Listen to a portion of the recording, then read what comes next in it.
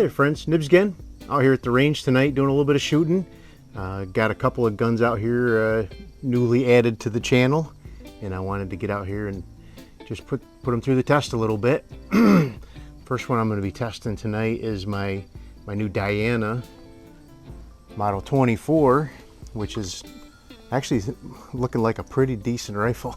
I did a little bit of cleanup work on it. I didn't do any kind of restoration or anything, but I took it out of the stock and cleaned up the metal, just brushed it down with some oil and got it real cleaned up. I did swap out the scope that was on there. That was an old Weaver, little 3/4 inch Weaver, not a very good one, and it was all rusty and crusty looking, so I swapped it out with a nice Bushnell Scope Chief, which is a little bit older than the gun, but it is really nice for this gun.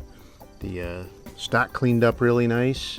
There's one little whammy up here in the front, but it's not too noticeable, so it's a pretty gun.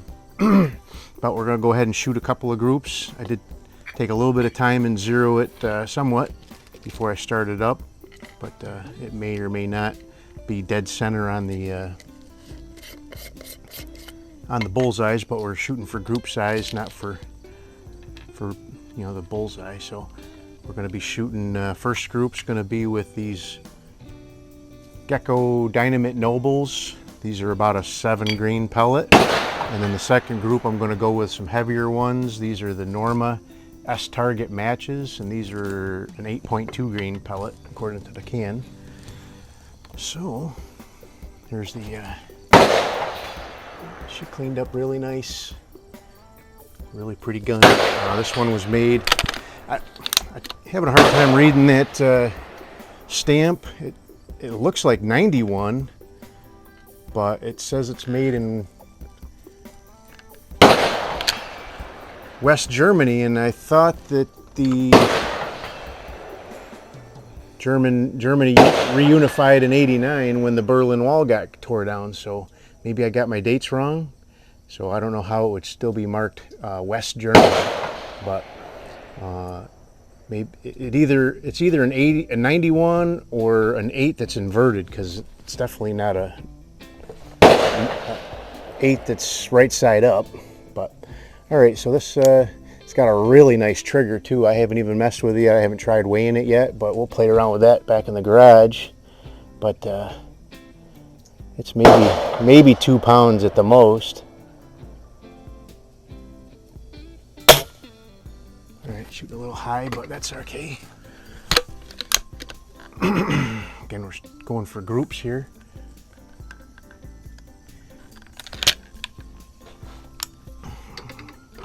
Having a little discussion with one of my normal viewers there, Conrad from, I believe he's from Germany. He was commenting about he has one of these that's an older one that doesn't have a safety on it. And I do have a couple of older Diana, well, they're Winchesters, but they're Diana produced pellet guns from the early 70s. One's a Model 425 and the other one's a Model 435, and both of those also do not have a safety on them. So I think, you know, his is, I think he said his was made in '76.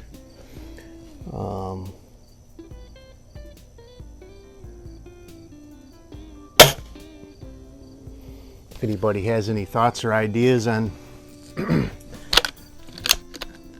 when they started putting a safety on them, that'd be cool to find out. I really haven't been able to find any information about that yet.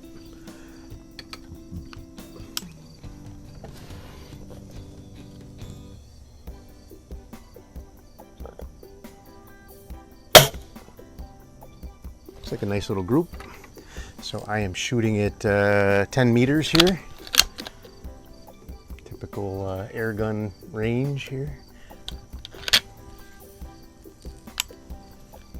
So again, these are the lighter of the two, the Dynamite Nobles, Geckos.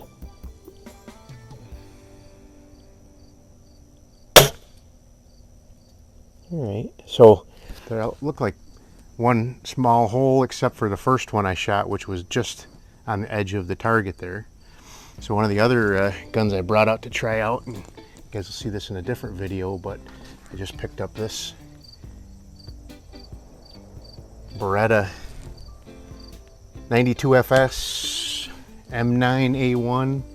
I haven't been able to find any information whether that one is a actual military issue or not. It is possible. I'm not sure. I can't find any information to point me in the direction of, you know, if it definitely is or definitely isn't. So I'm gonna go with a strong maybe.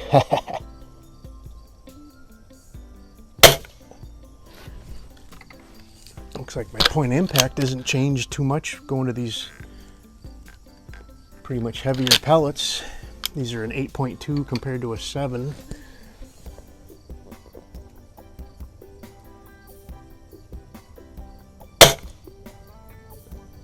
Alright.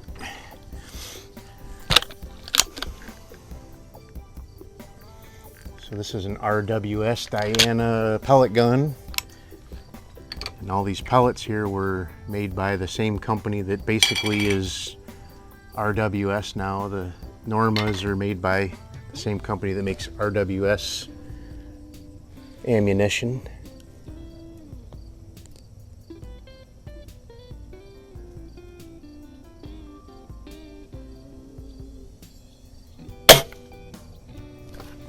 Alright, that's a really nice looking group too.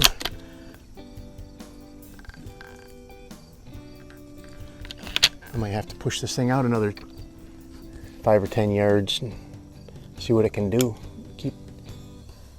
Hopefully don't want to make the video too long for you guys.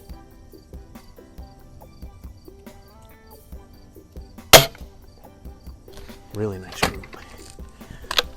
I'm gonna push that thing out after this shot here. I'm gonna push that out another 5 yards and just do another one with the S target matches. They're looking to be the best group.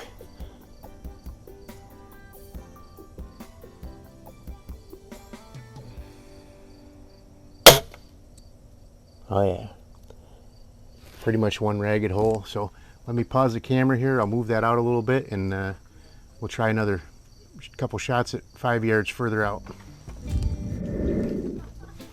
Alrighty, so I moved it out another 5 paces, so about 5 yards.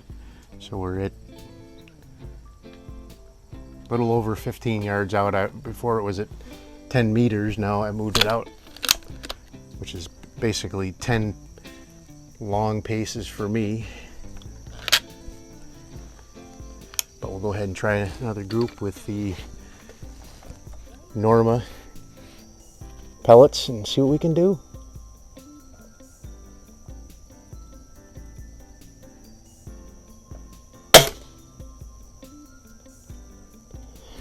All right, they're pulling up pretty high there, but we'll go for the group.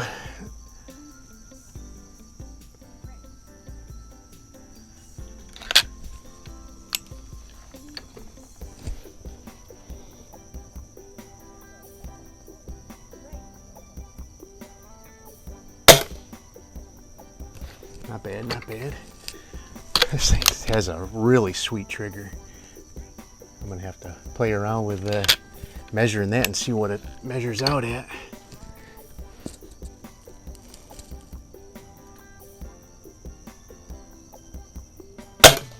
Ooh, I flinched that one, but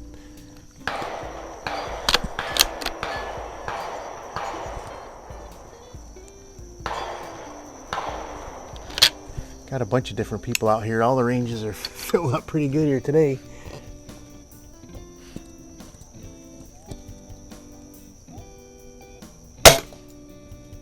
And we're in the same hole as the last one.